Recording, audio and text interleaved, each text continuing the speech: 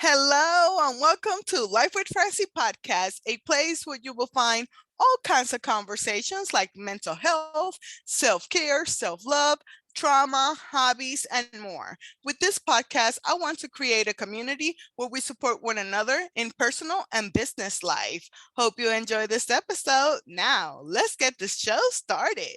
On today's episode, I have Erik DaRosa, and he is amazing, and we're going to talk about mental health. You know already that I love all of that, anxiety, everything that has to do with mental health. So let's get to know him. Welcome, Erik. So tell us, what is life with you? Hi, Francie. I'm so excited to be on your show. As I mentioned before we came on, my friend Kevin Palmieri has been on, and I listened to his episode, and I said I need to be on Francie's show. It's so much fun talking about mental health and kind of all the things.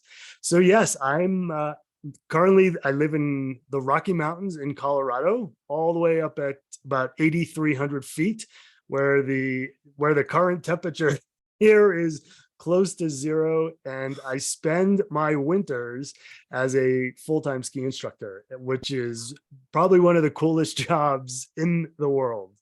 But yes, it wasn't always that way for me, as you alluded to, and I like in your intro you talk, mental health and traumas, and I can check all those boxes of mental health and trauma, anxiety, and OCD and PTSD. I've lived with it. I've lived with it in silence for the first 33 years of my life.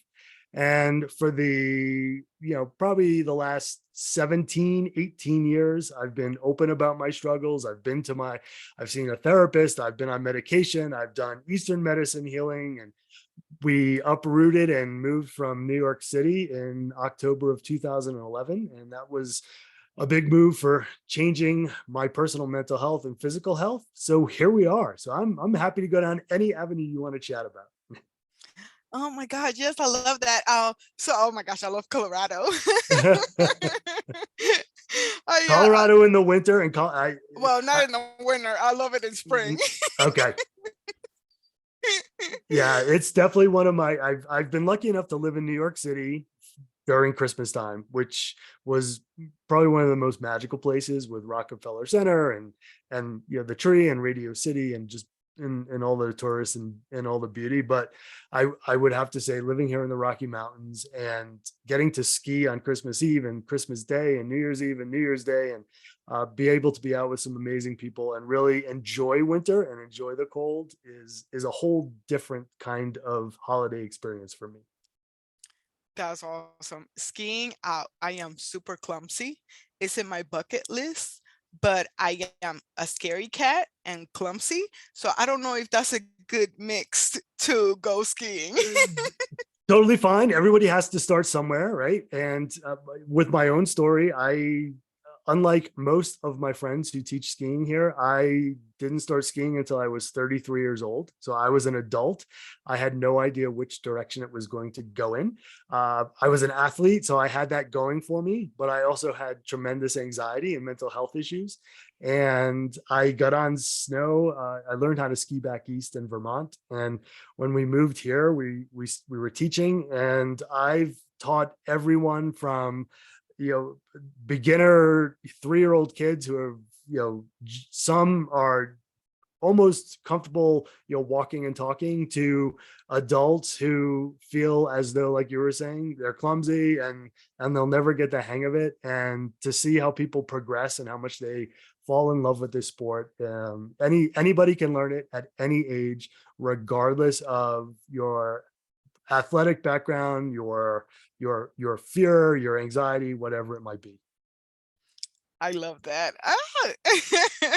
We'll have to get you on So snow. yeah, now I know who to contact. Yes. So yeah, about your mental health, what are you, how did it started? I know for me, I can go back as early as 9 years old. Okay. And yeah, share a little bit about your story. Sure. It's interesting. The number that always, on our own podcast, the number that always seems to come up with our guests, is somewhere between 7 and 9. So it's very interesting that you said 9.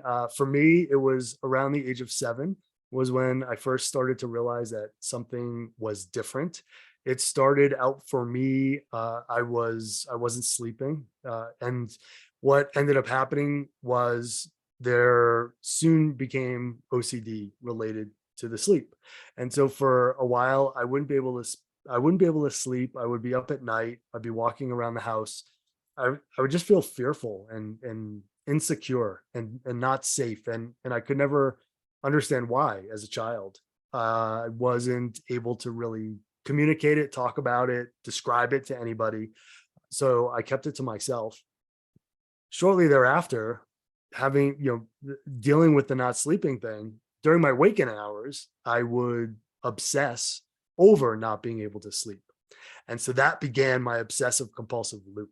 And so I would spend all day worrying about when it would get dark, when I would have to go to sleep. Then I would be up all night. Maybe, yeah, I would sleep at points. But that for a very long time was the first of the obsessive compulsive and anxiety loops that I entered into. And it's interesting. I seem to notice it get a little bit better during the summertime, and then it would get much worse during the wintertime. And I think a lot of that has to do with the additional stresses that I was under when I was a kid, middle school, high school, being both straight A student, star athlete, and I was getting tremendous pressure from home to perform on in both of those arenas. And then the anxiety and the OCD that I had started to manifest when I was younger, and it really started to get bad for me junior year, senior year into high school. I was applying to colleges. It was going to be the first time where I was ever away from home. And for those in your audience, and maybe even you, Francie, anxiety can be triggered by stress, significant stress. But then also it can be exacerbated by feeling this lack of safety and security. And so for me, anytime there was a major change in my life, and for me, that first big change was going away to school. And so when I went away to college, it just put me into a spiral my freshman year in college. And I still hadn't told anybody about it. Nobody knew what I was experiencing for a very long time. I thought I was different. I thought I was broken. And I thought, wow, all of the other kids and everyone else around me is, and I'm using air quotes, normal. And I can't let them know what's going on with me. I'm afraid if anybody finds out what's going on with me, then who knows what type of judgment, made fun of, you name it. I grew up, I'm 51 now, so I was in high school and in the 80s, and so we didn't have cell phones, we didn't have Snapchat, we didn't have Instagram and Twitter, so we didn't have online bullying, but we actually had like real bullying, in your face kind of bullying. And I was pretty lucky when my junior in college, I met a wonderful, wonderful person who I am happy to say is my wife. And we have been together now for 30 years, married for 25. And she also was experiencing anxiety and OCD. And the interesting thing was, neither one of us told each other about it. And Wow. I know I see the look on your face, but for some reason, right? Like I always say, there were no coincidences in life, and the two of us were really drawn to each other. And kind of fast forwarding as I graduated college and I moved to New York City, and I always like to say, what better place for someone with anxiety and OCD and panic attacks than Wall Street, right? That's the best place to go to have a job, a high pressure, high stress job in the finance world. And at the age of 33, it finally broke me. I had panic attack, psychotic break, dissociative episode, kind of call them all different things, but that was the first time where I really found myself in such a dark place that I started to think, how am I gonna get on? How am I gonna move on to the next day? And that was when I finally said to my wife, there's something not right. And I started to talk a bit about it. And she was the one who encouraged me to get therapy for the first time. And I met a wonderful therapist in New York, and we started talk therapy. He put me on medication, and for the very first time, the intrusive thoughts and the repetitive loops in my head started to quiet down, and I was able to live a much quieter life with not as much anxiety. And I made the mistake thinking, "Wow, I must be cured." Little did I know, as I do now, mental health is a journey. So in 2005, I thought, well, who's the best doctor here? Me. So I took myself off of my medication. I stopped seeing my therapist. Yes, I think you know how Yeah, that, yeah. So in been there, done that. 2006, yeah, been there, done that. And in 2006, I took a much deeper dive than I had 2 years earlier, and it got to the point where it was crisis and intervention, more medications added. I was going to therapy 3 times a week, which having a full time job in the city, trying to, and at the time, again, I hadn't told anyone other than my wife. And so sneaking out of the office or having really early morning appointments with my doctor, and just telling people, oh, I have a meeting, I have a dinner that I have to go to. It was kind of living this double life. And I talk, Kevin talks a lot, and I talk a lot, and my co-host talks a lot about like the facade and living with that facade. And that's what I did for a very, very, very long time. And in 2011, my wife and I realized that the stress of New York City, we had lived, we didn't even realize the emotional impact of living through 9/11 in New York would had on us. Mm. And we decided to move here to the Rocky Mountains in Colorado, and give up our careers in the city, and come teach skiing full time, and see if a change in scenery and a change in lifestyle could help both my mental health and my physical health. So here I am. Oh my goodness. That is amazing and so scary at the same time, because I know how it is when you live in New York. I have family, like they are New Yorkers 100%. They don't see anything else but New York. Yes. Where are they? What borough? Well, I was born in the Bronx Okay. and raised between Puerto Rico and the Brooklyn. Okay. And I have family in Manhattan, Connecticut, which I got my friend that moved from here to there. And she's like, I'm in the countryside of New York. And I was like, girl, no, stop. And she still That's right. sends me a picture. I was like, Yeah. girl, stop it. Don't call that New York, please. It's not. It's not. So, and as you know, anyone who's ever lived in New York, right? There are two New Yorks, right? There's the New York that everyone knows, which is essentially Manhattan and the surrounding boroughs. And there's a borough that even sometimes doesn't get included, the one furthest to the south where you take a ferry.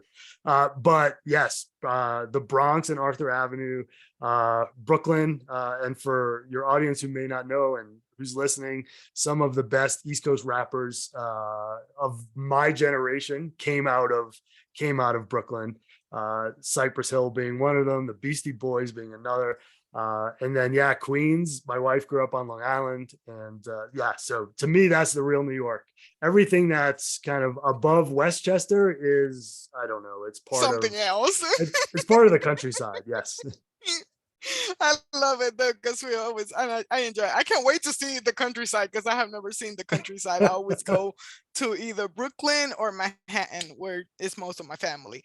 But It yeah, kind of no, looks like Jersey. It looks like Jersey. It's really not that much different. And I'm probably going to get hammered by a bunch of I people know listening we to this are. show, which is totally fine. Totally fine. I can take it. Oh, that is so funny. I was gonna ask, was you an only child, or did you have brothers and sisters? So no, I was the first. I'm the oldest. My brother is Yep. 5 years younger than I am, and I'm my wife and I made the decision, again, it's really interesting to look back on how all of these things occurred when we first started dating and we were much younger, and we had made the decision that we didn't want to have kids of our own. And little did we know, a lot of that was around the genetic side of passing on what Mhm. impacted us from a mental health standpoint, but also neither one of us thought like we could even take care of ourselves. And we joke to this day, like we've had cats now for almost 25 years, and and we stress out over the cats like they're children, and we're like, if I don't even know what our life would have been like if we had kids.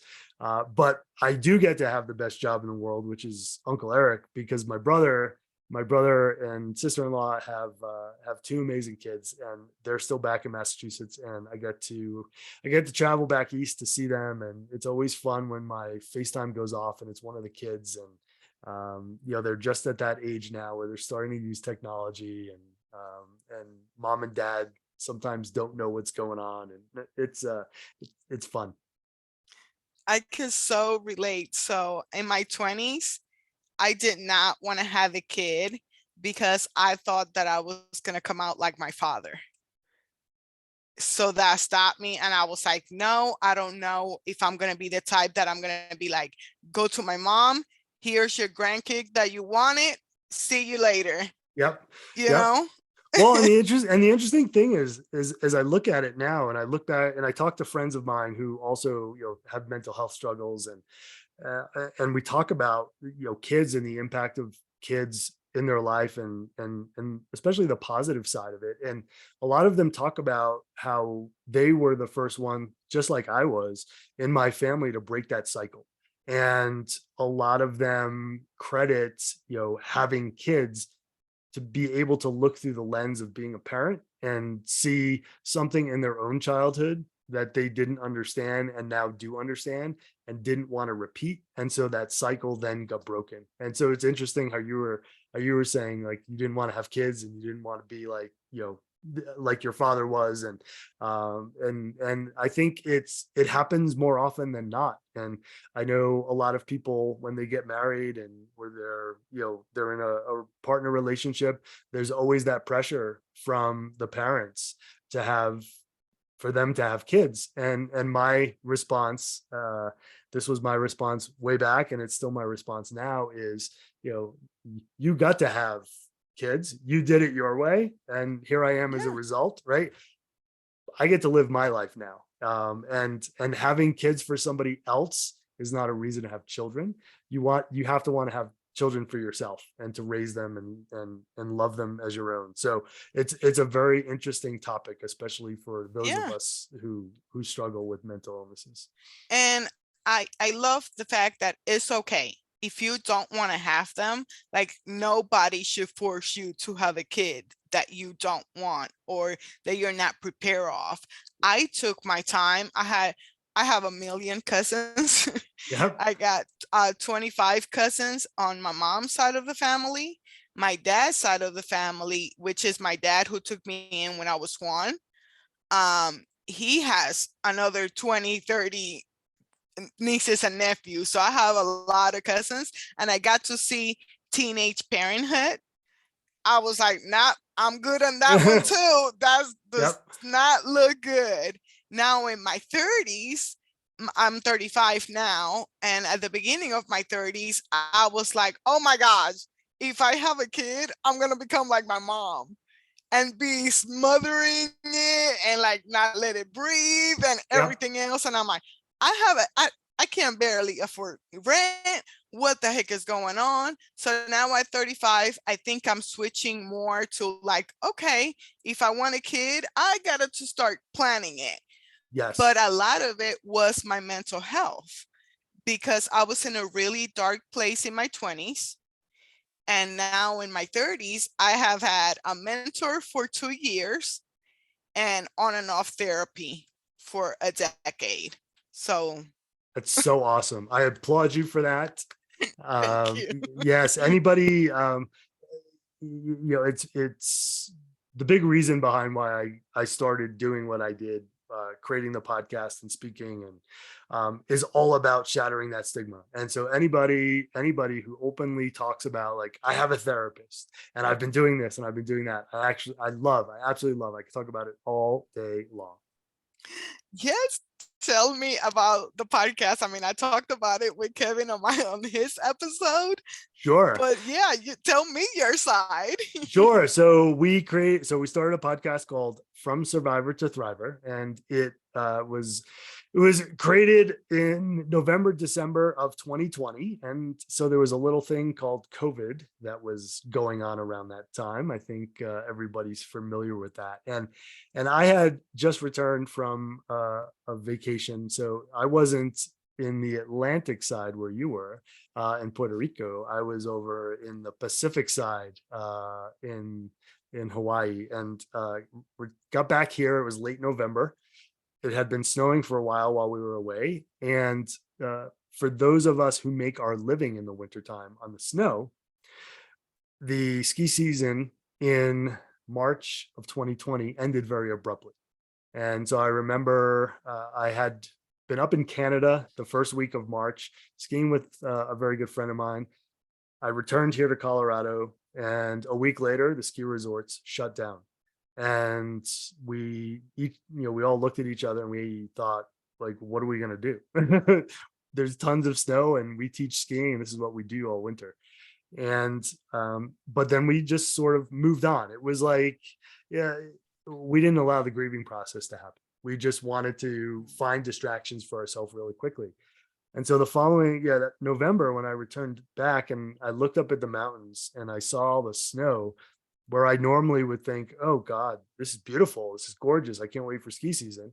My response was, oh fuck, what is this ski season going to look like? Like the last one ended so abruptly. This one, COVID is still raging. Are we going to open? Am I going to have any people coming out to ski this year?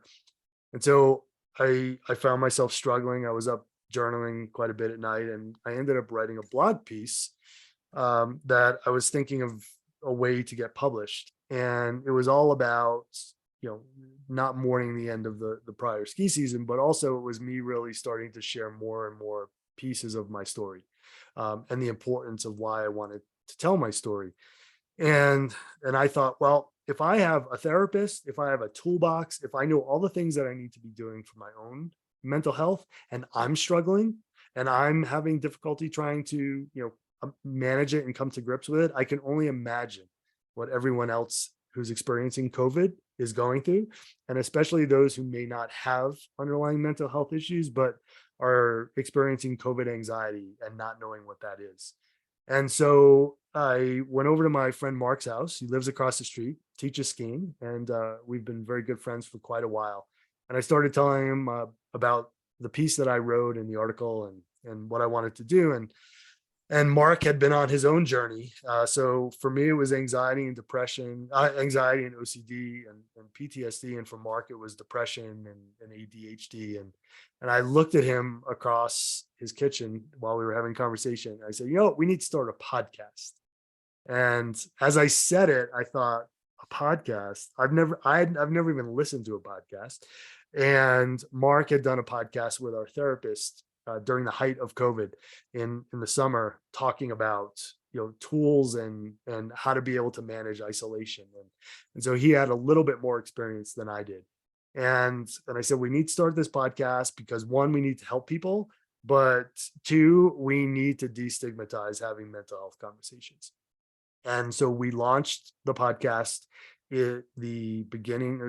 We recorded the last week of January in 2021. We launched the podcast in February of 2021.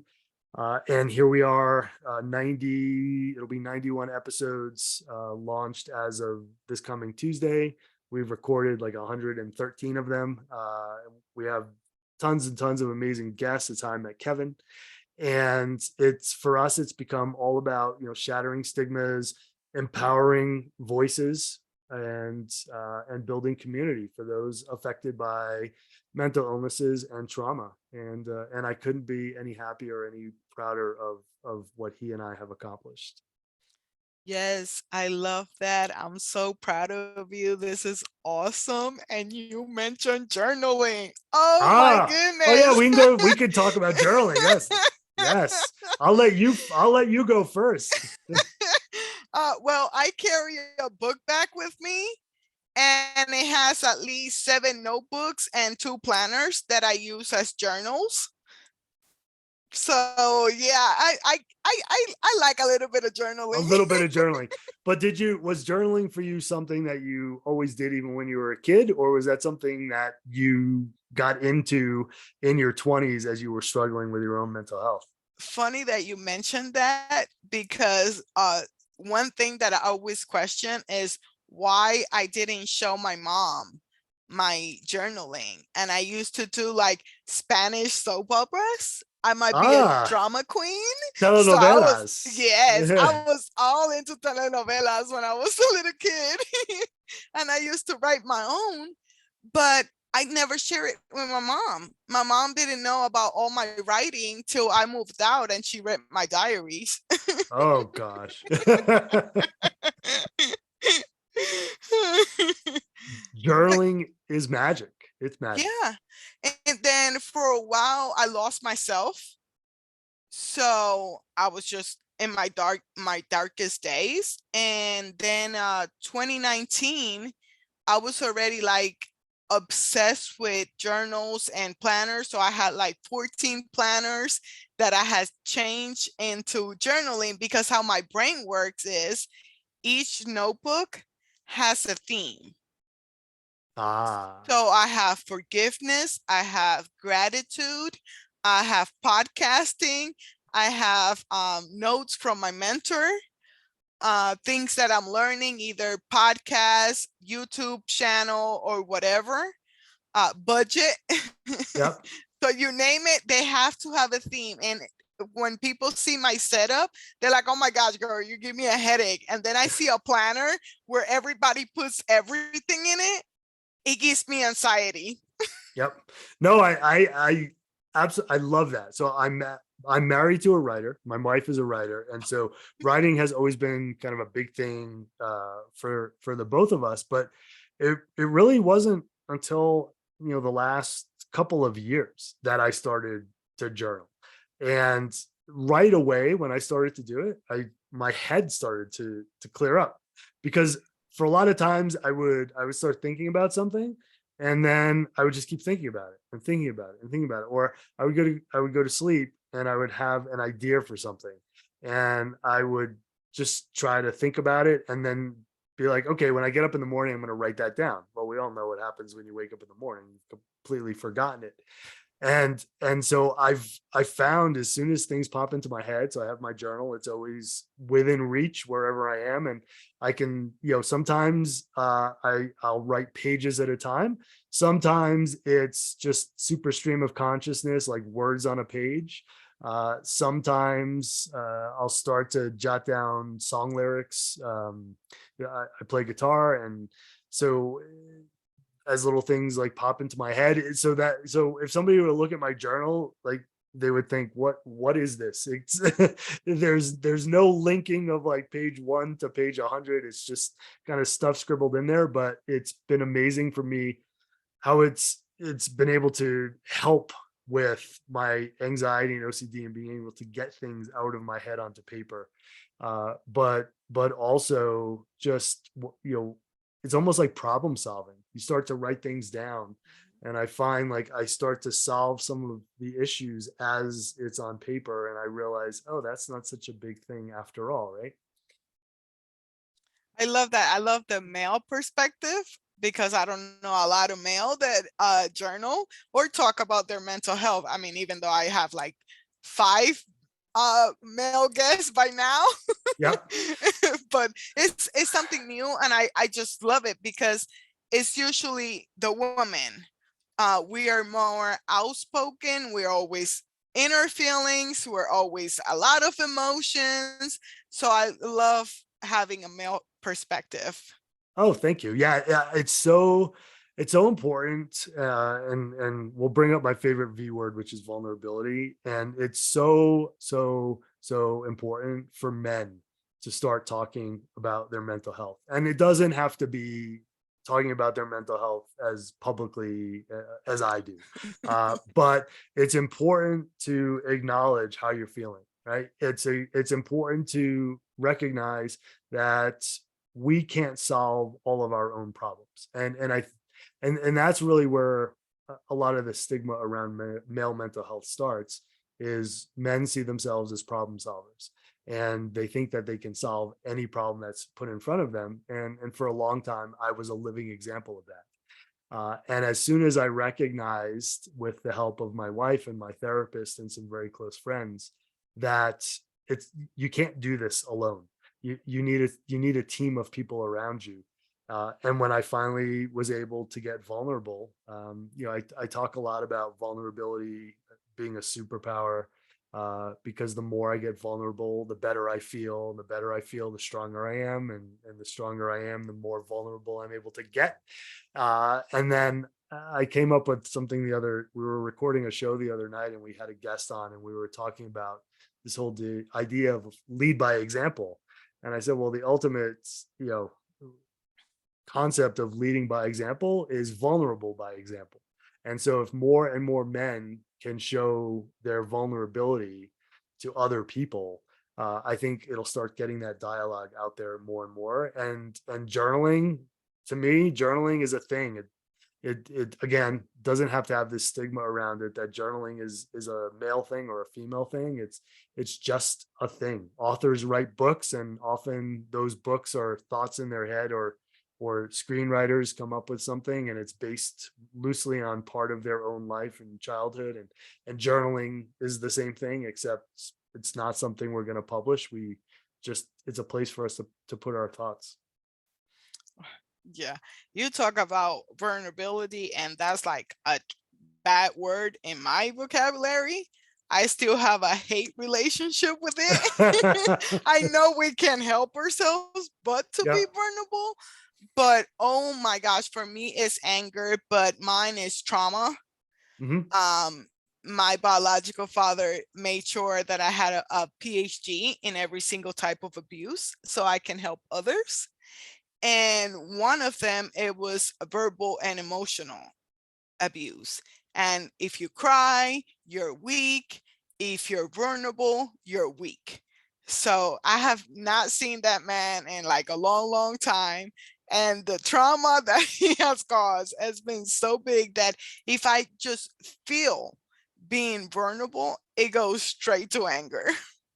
And I'm sorry for what you had to go through. No one should ever have to go through that. Thank you. And what it's caused you as an adult, right? To be able to look at it through that lens of always being taught, right, that vulnerability is a weakness. And it's a horrible thing. And even with my niece and nephew, and other kids that I'm around, or teenagers that I ski with, it's I try to lead by example by doing that, right? It's not trying to hide behind that you can do everything perfectly all the time. It's having that ability to admit, like, yeah, um this is a little bit scary to ski, or you know what, I didn't have such a great day yesterday, and sharing that with people. And I think that's the other piece, is that there's this idea of vulnerability always has to be sharing the deepest and darkest of secrets with somebody.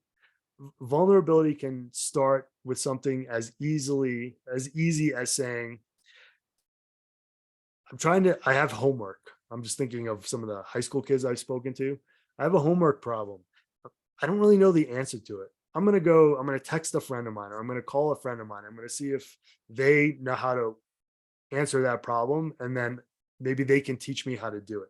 I think we've all been taught that we need to do all these things by ourselves, and that being able to do it by ourselves defines us, right, as these strong people. I'm putting it in quotes. And again, it couldn't be any further from the truth. I love that. Thank you for sharing that with us.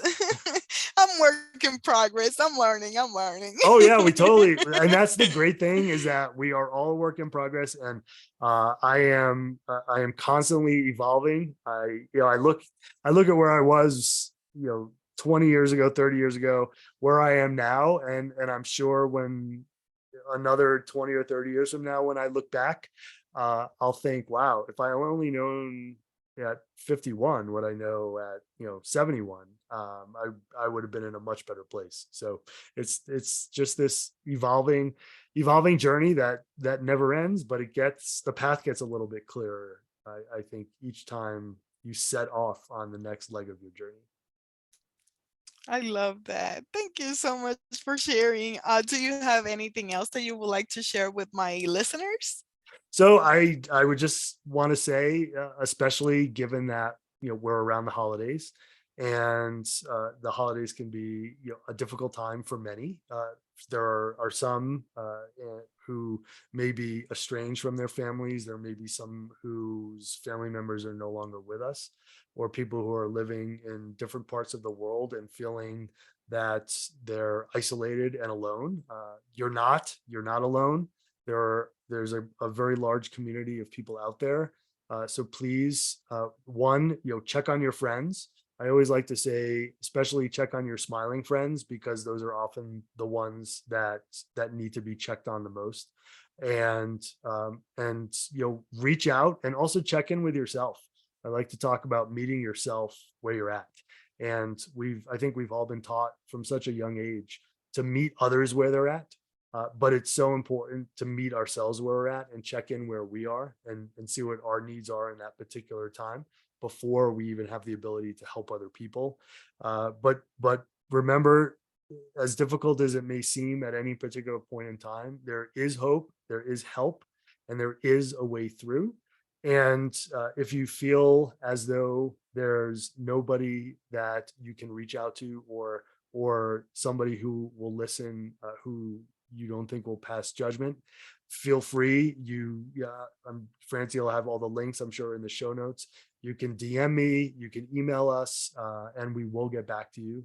We've part of our show as well is building community and being a family for those in need. And so please don't hesitate to reach out. We're there for you. Yeah, I love that you mentioned that. I'm recording it in December, and it's going to be live in January. But as we go in this week, if you know Twitch from the Ellen Oh, Show, so yes. you mentioned the happy people. Check on your happy people, because he looked like he had it all. Yep. Big house, big family, great following on social media, spreading joy and dance. What hurt me the most is the dancing, because I have mental a mental health survival kit, and one of my steps is dancing, dance it off. Mhm.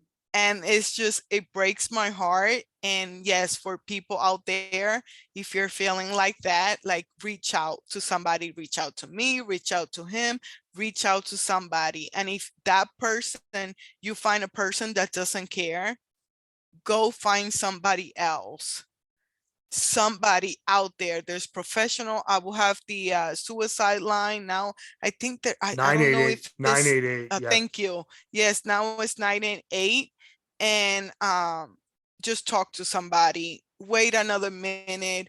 Give yourself another hour. Go walk it off. For me, is take a deep breath, walk it off, ask for positive vibes or prayers, depending on your religious beliefs, and reach out to a friend or to a professional.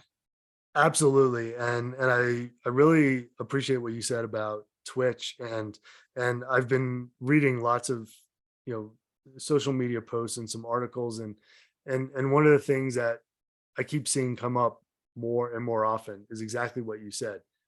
But how could he do something like that? He looked so happy, right? And often when we see celebrities who end up taking their own lives, unfortunately, and there have been quite a few over the past 2 or 3 years, that always tends to come up. They looked so happy.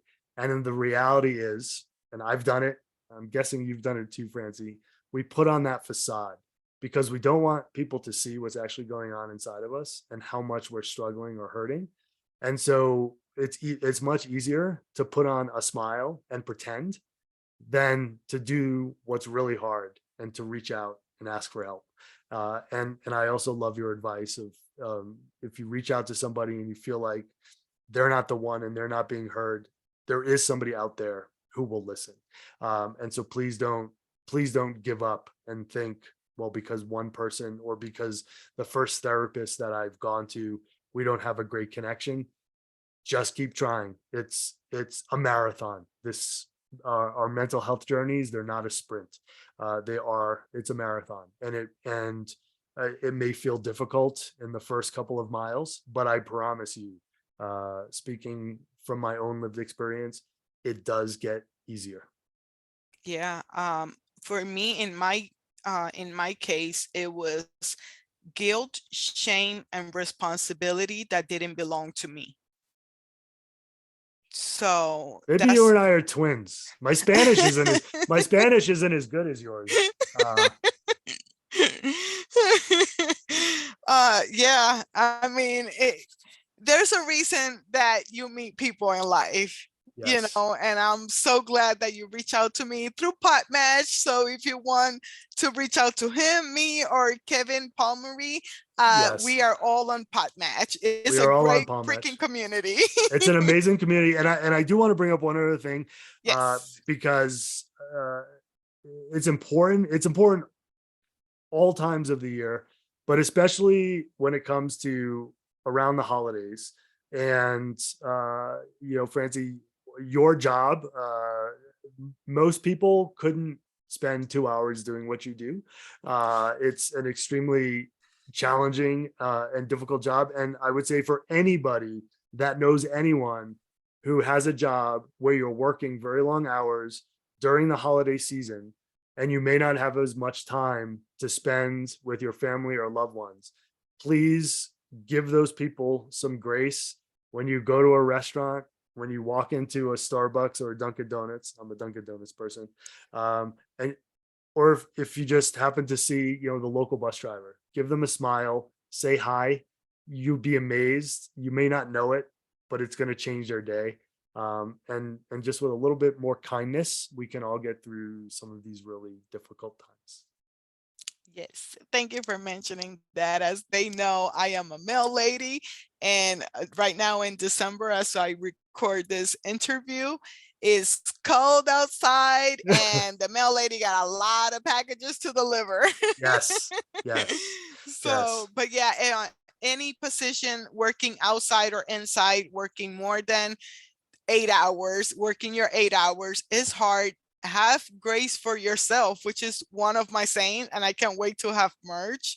It says give yourself grace, because we talk about it as in the religious people is God's grace, and then for others it's like they don't give it to themselves or even talk about it.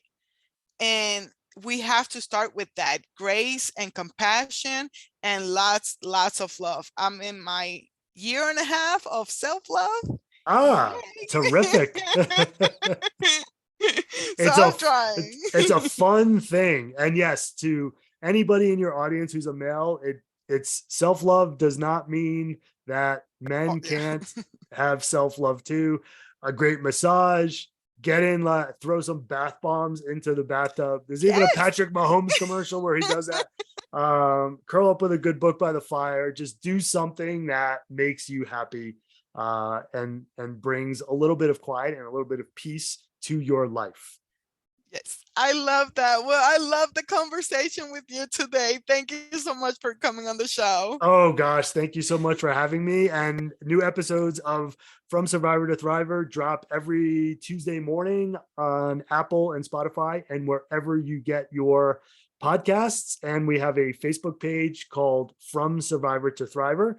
And so it's a community that continues to grow. And so please give us a follow and feel free to comment or share a post, or we love to hear from people, and it's all about building community one person at a time. I love that. I will have all the links in the show notes. Thank you so much. You're welcome. Well, thank you so much for listening to another episode. Hope you enjoy this interview as much as I did. Hope you have a blessed day.